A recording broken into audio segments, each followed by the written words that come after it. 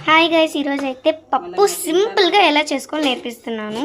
So first అయితే కొంచెం tomato, కొంచెం బ్రింజాల్, ఇంకా మిరపకాయలు, ఇంకా పెసలు ఉంటాయి కదా, ఈ పెసలు వేసుకొని టొమాటో ఇవంతా వెజీస్తో కలుపుకొని కొంచెం పసుపు, ఇంకా కొంచెం ఉప్పు వేసుకొని బాగా కలుపుకోవాలి. ఇదైతే కుక్కర్లో చేసుకోవాలి. కొంచెం నూనె వేసుకోవాలి.